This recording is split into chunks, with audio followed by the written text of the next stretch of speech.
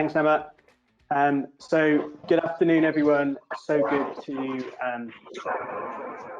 be here with everyone and tell you more about Contensis. So for those of you who don't know me, I'm Richard Saunders. I'm the Contensis product owner, and I help set the vision and direction of Contensis with Sai, our Chief Product Officer, and Richard Chivers, the Chief Technical Officer.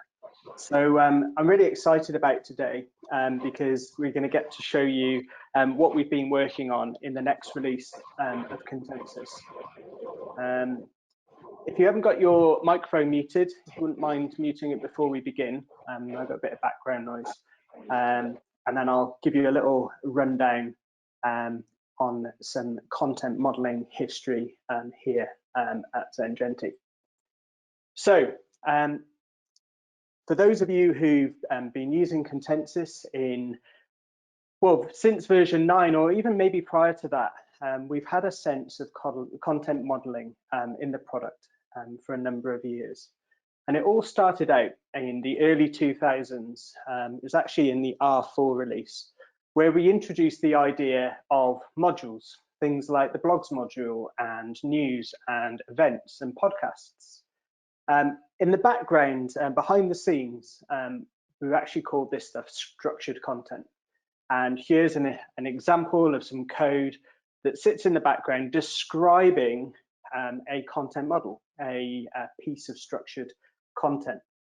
But it wasn't particularly accessible. Developers could create this stuff.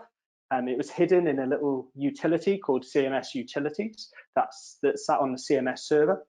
But it requires a technical understanding to build these things. You would have to describe the form that was displayed to an editor, and you'd have to have some understanding about the database structure in order to tell it what type of data it was. And this kind of worked for us. This worked for best part of 10 years. People were using the modules and finding ways of extending the modules with optional metadata, and it served us well. But it hit around 2014 that we needed a better way of structuring this content. We needed a better way of defining it, and we started exploring different ways that we could do that in the Contensis UI. We started mocking out these screens of an editor that allowed you to build up these screens, similar to what you might see in Contensis today. And in Contensis 8.3, in around November 2015, we just surfaced the existing content definitions, the structured content in the UI. You still needed that technical understanding. You still needed to be able to write that XML and put that into the system. But at least now you could create your own without needing to have access to the CMS server. You could modify that structured content to a certain extent. But it still required that kind of technical understanding. And it was during this period of 8.3 when we'd embarked on the journey of building the first version of content types and entries. And I've been digging through some old sketch files of some of the kind of original kind of mock-ups that we had. And this was the beginning of content types and entries. It was no longer going to be something that was just a bolt-on to a content definition. We were going to make this a first-class feature. And then in Contensis 9 in early 2017, we released content types and entries. Here's the first version. Here's the content type builder in its rawest form, allowing you to insert fields of different types and define their properties and see some entries in a listing. And I think Yarrow's on the call with Domino, who was one of the first customers to utilize content types and entries, even in a pre-release version of Contensis. And this formed part of what is today the core part of the product, the core part of Contensis. Here's the editor in its really basic form, and we've been on a journey. And we've been on a journey to release and iterate on what we had, to the point where technology, from scaling, from a technology perspective, it got really difficult to sort of take this further to where we wanted to. And so 11.3 became our last on-premise version of Contensis, because when we moved to Contensis 12, we released SiteView, we needed to use new technologies that were going to be difficult for an on-premise client to be able to manage. Elastic servers, Cassandra databases, installations of Redis, all things that we could do in our hosting environment, and expand that and scale that as we needed. And so in early 2020, we released Contensis 12 with the introduction of SiteView. And this became our first cloud-only release. It wouldn't be ported back to on-premise releases, and this is where we are. And in Contensis 14, which is our next version of Contensis, sees another step in this transition to separate the old from the new and focus on content types and entries. And here we are today with a new version that I'm going to take you through. So here is the content type builder, a fresher looking design, a more modern looking design, really cleanly laid out, but you'll see a lot of familiarity. I think over the years, one of the things we've has played to our strength is the UX flow and the actual experience of building content types has become very straightforward, sort of almost muscle memory in creating these screens. So we've lightened up the interface and we've given it the breathability that it needs. The entry listing screen just feels a little bit more airy and more space around it. And I've got lots of things to go through about these individual screens today. SiteView, updated and far easier to see. You've got the single sidebar on the left-hand side. We've dropped the top toolbar from the interface and far more streamlined. So here's the entry editor, similar to what we saw previously, but looking a lot fresher. And I think it's fair to say that content types and entries was always seen as a feature of Contensis. Well, we believe Contensis is content types and entries. We believe that content modeling is at the core of our product. And as we've explained and highlighted in previous webinars and previous meetups, that actually this is where we see the future of Contensis. And as version 12 and 12.1 is, this continues to be a cloud-only release. But that's got some new advantages. This new UI, this new sort of setup that we've created allows this release to be updatable without you needing to carry out a CMS upgrade. So we can make changes to the UI, introduce smaller features and updates to the product, handle and deal with bug fixes and accessibility enhancements without you needing to carry out an upgrade and any anticipated downtime. We can push these updates across our cloud platform. And this is something that we're really excited about because it means that we can continue to deliver value to the product on a more regular basis, whilst we still continue to build and extend our feature set in the background whilst we're doing so. So we're really excited by this. And a lot of work has gone to support this with the scalability of the infrastructure and the technology use that we've been using around Kubernetes and all those technologies I mentioned previously. And being in our own data centers and having our own hosting environment makes this really possible. So we're really excited that Contensis 14 brings a new look and feel. And it's not just a new look and feel. It's not just a new lick of paint. It might look that way, but what I'm about to delve into will explain it so much more. So Something that has been deep in my mind and in the team's mind for some time now is around having a first-class content management system, a first-class content modeling system that has accessibility at its heart. So this new design has inclusivity at its heart, making creating better content possible for everyone who uses our product. And I'd like to highlight a few areas that we've taken as part of this journey. One of the other advantages of focusing on content types and entries now, and that being the core of our product, is actually taking these strides forward means that we haven't got to look at the 340 plus screens that you saw in classic Contensis. We've probably got a dozen or so more primary screens and areas in our new interface that makes these changes so much more possible. So let's start with typographic hierarchy. The whole design system is all comes out of the type that we set in the product.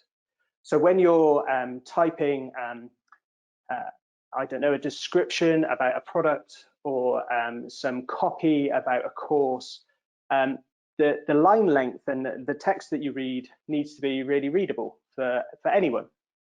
And it's that length that feels readable that results in the rest of the interface being based upon. So all of our type and our font is set in M's or REMs, so these are kind of scalable elements, and this makes it really possible to deal with things like zoomability or text size increases. So as you zoom into the interface, whether you're using text resizing or browser agent resizing, we can now scale the interface up to around 300% in most screens. And this is really important because we've set that default sort of font size and line length. All of the columns in the design, all the individual components, all work together to give that sense of harmony, to give that sense of white space that we see. And this is actually 300%, so it continues to work even in those kind of large sizes. So those who are using screen magnification software or Windows Zoom and such will be able to navigate around our application and use it. And if you like your text size a little bit bigger, make that text size increase so it's suitable for you. We're really pleased with that side of things. Color contrast. So we've been using for this whole redesign piece the WCAG 2.1 guidelines as our baseline, really. Just because we're becoming WCAG 2.1 compliant, that doesn't cover every situation that users may face, but it's a really solid baseline and one that we want to adhere to in every way. And so the interface now conforms to at least a minimum of AA compliancy, and in most use cases, as you can see from our color palettes here, we actually, with our color pairings, meet AAA compliancy or higher. So we've taken a lot of time to think about the overall color system that's been used in Contensis. One of the most unloved areas of application design is bringing keyboard support. Keyboard support is ingrained in most people's use cases in some ways, whether you're typing into a field, pressing enter, tabbing to the next field. And actually, bringing true keyboard support to an application takes a lot of effort. We've actually broken down Contensis into a lot of core components. So individual things like the sidebar or a button or a menu that you see on screen are all individual components. And we've been testing and building all of these components with keyboard support from the beginning. So now you'll see a consistent focus state throughout the application. We don't believe there's any keyboard traps, but that we're aware of, and that's basically where you can't seem to get out of a particular situation with your tab key. And we're following ARIA best practices for components and keyboard behavior. and you shouldn't see a loss of keyboard focus when using the application. And as I said, that comes down to looking at all our different components. This is just a snapshot of some components within our design system. And we've been thinking about all the different states that each of these components can be in and the effective behavior behind them. And every one of the components has been thought about in this way and has been developed in this way. The next area is screen readers. There's going to be a proportion of our users and across the web who have to use some sort of screen readers and interact with your product with the screen reader. And for those of you who don't know, essentially a screen reader communicates to a user through audio parts of the application, areas of the application. It would read, you are in the entry editor. And when you tab into a title field, it will say title field, edit text, type your text. And then as you type your text, it will communicate back to you the text that you've written. And we've been testing the product with VoiceOver. We've made real effort around our kind of micro copy to enhance and to not be overly verbose around the textual content that is being read. We've introduced clearer landmarks, we've got better rotor control support, but we recognise we've actually got more work to do in this area and more testing to undertake with NVDA and JAWS as well. And this is why we're not taking this accessibility journey on our own. We're actually engaging with the Digital Accessibility Centre. They're based in Neath in South Wales, and for those of you who are in public sector may already know of them, have carried out reports maybe of your sites. And we're actually engaging with them to carry out some testing of our application and to have more in-depth training with our developers and our QA testers to ensure that whilst we're ticking the box of meeting the WCAG requirements, actually, is it perceivable and usable by those with varying disabilities? And they've got a whole suite of people to work with, to test with different disabilities and impairments at the Digital Accessibility Centre. So we're really excited to be engaging with them in this journey. So those are some of the accessibility features that we have been considering as part of the redesign of Contensis and bringing that separation from Classic to Contensis today. But what's the thing we use every day? Well, we're engaging with the application to manage a wide range of content and to do so easily. And we want to start off by touching on entry searching. You've got lots of content in the system, and up until today, the only way you could search for that content in the CMS was by a set of filters, things like content types, maybe their workflow state, and being able to search against the entry title or the entry description. Well, we want you to be able to find content everywhere. So our default behavior is that we will continue to search the title, because that's the most common use case of finding content. But we've extended the search now to look at all parts of content of an entry. And basically in this example, you can see the search for title only checkbox is enabled. When that's unticked, we will then search within all entry content against the filters that you've also applied on the left-hand side. And I'll show you this in a demo a little bit later on.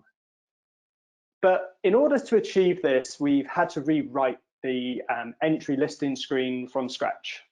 The entry listing screen now uses Elasticsearch at its core. Previously, we were using a version of the data in SQL. We're just using Elastic directly now, which has basically meant that we've had to introduce search to the management API, which has benefits as well for those who are developing with Contensis. And so the trade-off between where we were previously and now is that you can get access to all the content in your system and search across all that content. And it allows us to do some other things, which I'm excited to show you shortly. We've also introduced the ability to search by multiple content types. Previously, you could only filter by a single content type. This is now extended to an array of content types. And the same principle applies with content owner. Previously, I could only see content owned by me or an individual user. Now, if you want to look for content that is owned by maybe multiple members of your team, you can now select those individuals under the content owner field. So some really nice changes to make that content easier to find in Contensis. Manage columns. Change the way that you view the entry listing. As I said earlier, the entry listing screen hasn't really changed much since Contensis 9. We introduced the translation column and maybe made a few tweaks in terms of the filtering, but actually the data that's displayed has been restricted. And this has become a little bit frustrating at times for you guys. And part of that's down to findability, locating the content that you're after. I know in a university context, you might have a number of university courses that have actually got the same course name, but actually different course codes for different course years, for example. And you've had to kind of massage the entry title to kind of show that information. You might have had to include the course code and the course name into the entry title, which isn't great content modeling. We want to be a great content modelers, and actually by putting that data together makes that far more brittle in terms of the content's reuse. So what have we done about it? Well, this is the entry listing screen today if you would come into it in a single language without any custom columns applied. And I've used my usual example of books by Roald Dahl. You can see there's a series of books here. But now with manage columns, we have this option to open up and select and reorder the columns that are displayed. So you can choose the fields of that book. So in this scenario, I've got the cover photo, the illustrator of the book, the ISBN number to display, the page count, the publisher, and what type it is, whether it's hardback or paperback.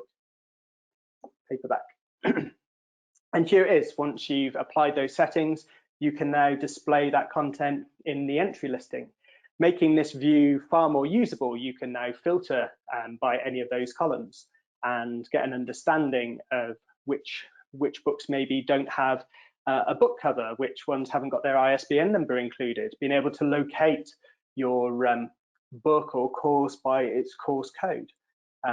All this is searchable, all of this is orderable, and we've also got this display to easily allow you to click into an entry. So all these books are illustrated by Quentin Blake. Clicking on Quentin Blake will open up that entry for editing. So a really flexible way of viewing this content. We don't currently have a way to save this, but we do have a way to share these views with colleagues. I know a number of you are already using the idea of bookmarking in your browser to achieve this. You'll have to carry on doing that for a little bit longer. We are working on saving views in different ways, and we hope that we can release that in the coming releases. So that's manage columns, and we think that's going to make life a little bit easier of you managing your content of different types. Another area of entry management or content management is really understanding how your content's being used. When you begin to break down your content into a content model and shape that content in a way that's easy for reuse, what you really want to understand is, how is this content used and where is it used? How often is it used? And so as one of the advantages of bringing our data into Elastic, we can now begin to understand that entry's usage between other content. So bringing search into the management API has obviously brought the benefit of being able to manage these columns, and it's also benefited us in this example of entry usage. So here we've got Roald Dahl. He's obviously the author of many stories. And in the entry editor now, you'll see another option on the right-hand side, which is entry usage. And entry usage displays all the uses of that particular entry, in this case, Roald Dahl, and where it's used. In the information panel that's not displayed here, we also give you a count to show that. And when you exceed 25 items, we'll also start to page that content. And you can search for entries within there, and you can filter by their type. So if Roald Dahl's also an author of another story, or he's involved in a film, for example, it would show that information in those content types as well. And doesn't just give you a list. You can see that Billy and the Min Pins is currently hovered over at the moment. By clicking into Billy and the Min Pins, it would actually open up that entry for editing and scroll me to the field where Roald Dahl is actually defined. So you really see that linkage between one piece of content and the other pieces of content. And I know this is going to be super helpful for many of you getting an understanding of how your content is connected. So it's great to show it. Let's see it in real life. So if you give me a second, I'll just switch over to the demo and give you a run through of those features. So here we are in Contensis 14. You'll notice the sidebar now highlights the project that you're in, and it's also denoted by a color. That's all editable in project settings. You can now set the color as you wish. So there's lots of little changes. You can resize these menus to make it more flexible. They can also collapse down when you want more data to be displayed in the view. So lots of little changes like that. So I tell you what we'd look at first is just have a look at search. So search works as it's always done. So if I search for Charlie, it brings me Charlie Bucket, Charlie in the Chocolate Factory. And that's cool, that's searching the entry title. If I expand that further, I can see that something about Charlie is referenced in stories. Okay, so this is a timeline content type, and it's showing me stories from A to E. So Charlie in the Chocolate Factory is referenced in there, so that's cool. I can find that information out.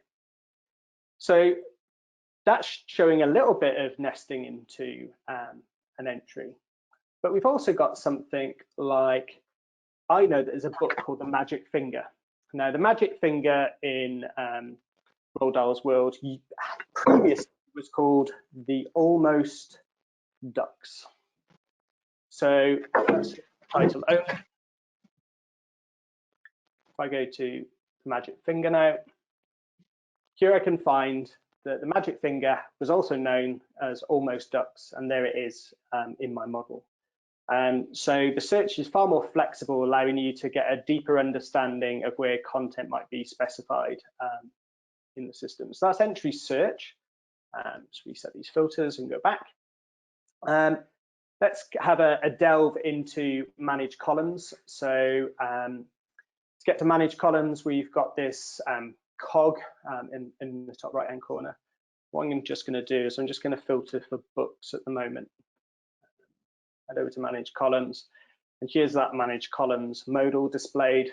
And as I scroll through, these are all the system fields. So these are all the field information that's available for every single entry in the system. Every entry has this data. But if I scroll down, I can find the field specific to the book content type. So I want to add the cover photo, and then I can drag and drop where the cover photo should be displayed. So I'm going to put it before the title. I know it's what content type it is because I've already got it filtered here on the left. So I'm going to remove content type. And I'd like to add the illustrator, the ISBN number, the page count, who the publisher is, and what type of book it is. So let's move type up a little bit. And maybe we'll move the updated date to the end. So I just really want to know about the content itself. Page count, illustrator, and let's move this one around. So that's cool. So when I hit save now, the entry listing will update and show me that data. So I can then go into kind of Charlie and the Chocolate Factory, and that entry will open. And here he is. Back to the listing, and if I want to head over and edit Quentin Blake around this entry will then open for editing, allowing you to easily access all that data about the entry and show it in the listing. So that's cool. I've got a view that I like, and I want to kind of share it with my colleagues. So you can click the share view button, and that will copy the URL to the clipboard. and I can just paste that URL into Slack or into an email, and that will get shared with your colleagues who will also be able to view those entries. So there it is coming in now. So that's manage columns. If I just want to reset that data back to how it was before I started, I can just go back into manage columns and hit reset and hit save. And that'll take me back to the standard view. So quick and easy way of managing the data that's on display. So that's search, manage columns, and we'll go into, let's close up this entry. Entry usage. So let's find Roald Dahl. I could do Quentin Blake actually. Let's do Quentin Blake. So find Quentin Blake. Click on Quentin Blake. So we know that Quentin Blake is the illustrator to all those books. So if we head over to the entry usage screen now, we see all the books by Quentin Blake. And as I mentioned earlier, we can click on one of these books like Dirty Beasts. Okay, and it'll open up Dirty Beasts and take me down to the field, the illustrator field, where Quentin Blake is referenced. So, and again, you could go into Dirty Beasts and see where Dirty Beasts is referenced. And it's referenced in a story, because actually the books I've defined are products as I see it. The story is the overarching thing that is being created as a first published date, and has a series of products that hang off it. So Dirty Beasts is a book referenced by a story. So that's entry usage. And we think those features are just going to be really powerful for you to manage your content more effectively. And we're really excited to get some feedback from you of how you find those features when Contensis 14 comes out. So let's head back to Keynote and give you a little bit of a snapshot on some other features that we've been working on. So we've showed you the way to manage columns, find content, but most of you will be involved in authoring, editing, and creating that content in the first place. So one of the first updates we've made is around our composer editors. This is a bit of an overdue update to the composer editor.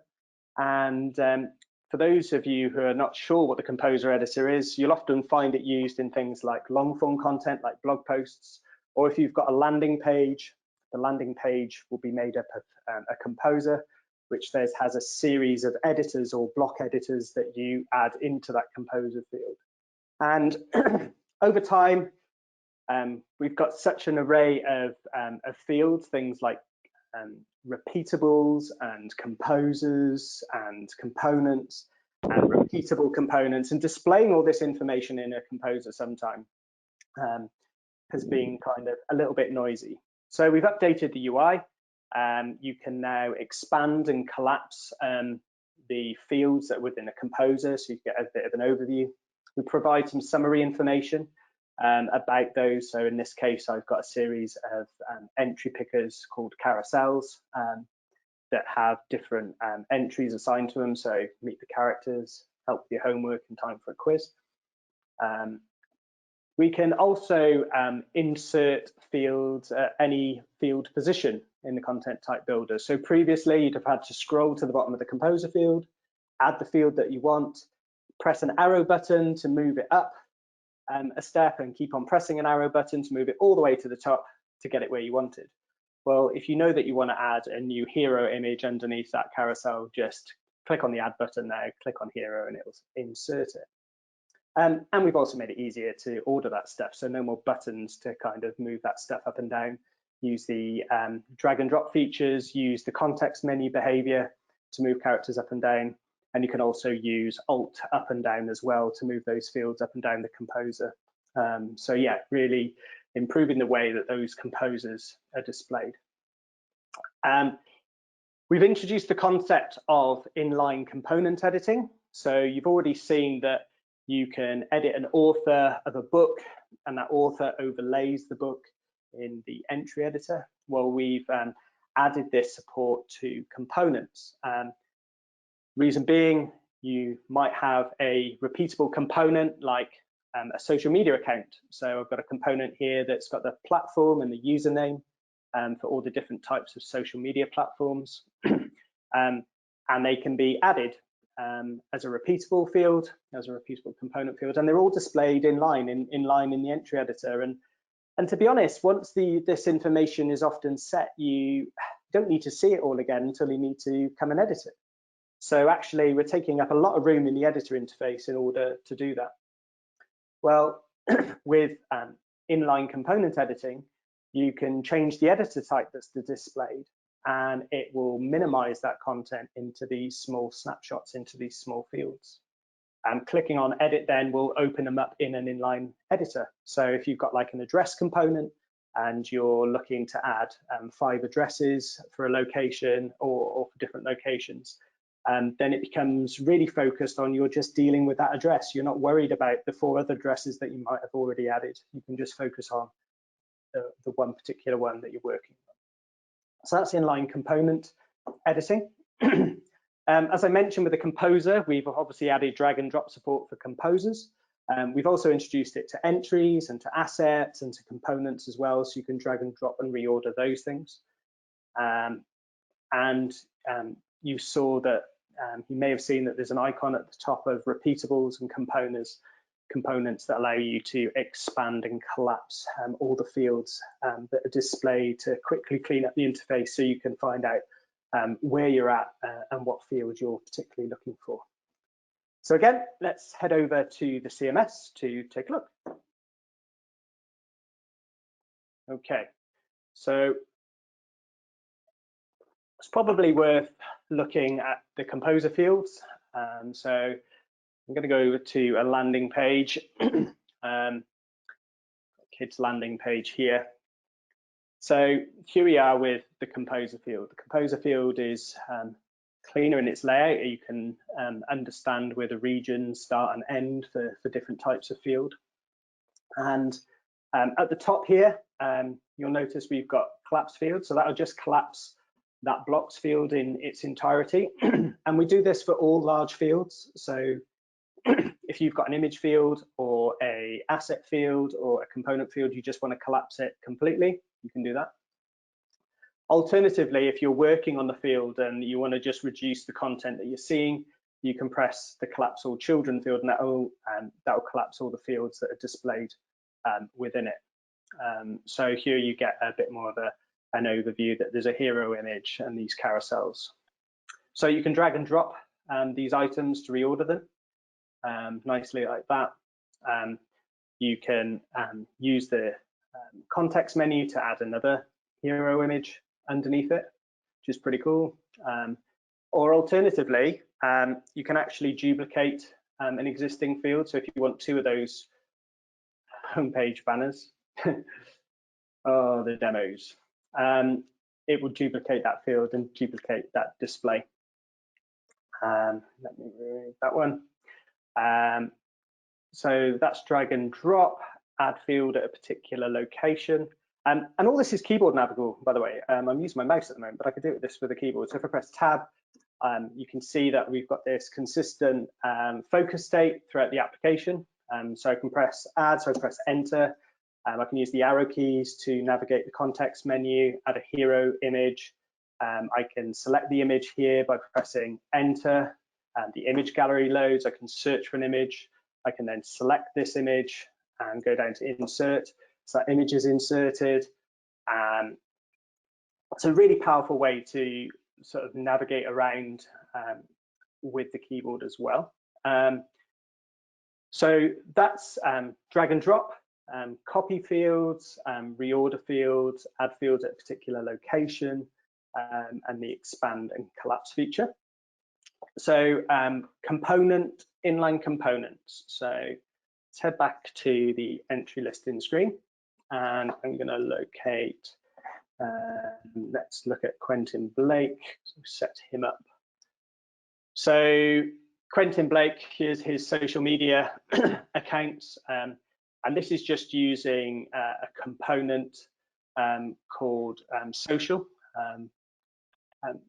Content types and components are now moved over to this drawer. So if I just go into the components listing, you can see here I've got this social accounts component, and it contains the platform, which is a list and a text field. I'm just going to take you in here because you can also drag and drop the order of list items as well now. So you can change the display when you come to the entry editor of the order that they should be displayed in. Previously, these were fixed and would sometimes come alphabetical. So it's great, not so great when you want to select days of the week. And we were ordering Monday to Friday in alphabetical order when you really want to display them in the day order. So that's the component that's being used. I'm not going to save that change a minute. Let's head back to Quentin. And as you can see, they're using the standard repeatable component view. So to change that view, I'm going to go over to the content type because it's the content type that contains this component. I'm going to go to person, and I'm going to head over to the social media tab where we've seen it, and we can see that accounts, it's set up as a repeatable field. But under editor properties now, you'll see the choose the field editor that you want to change the type to. So we're going to change it to the component flyout. Hit save. Also got sort of feedback in the save and publish buttons now, so you can kind of get an idea of what's going on. Head over to entries. Get Quentin again. And go to social media now. Now you'll see that the editor has changed to an inline entry editor. And when you click on edit, it opens up that entry editor for you to just focus on that content. So that's the entry editing. Yeah, so that gives you an overview of some of the new authoring features and updates that have that will make it through to Contensis 14. Okay, so bring you on to APIs. This will begin to wrap up this session. APIs fundamentally underpin everything that you do in Contensis. So we have the management API to create, update, delete your content and all your site view structure.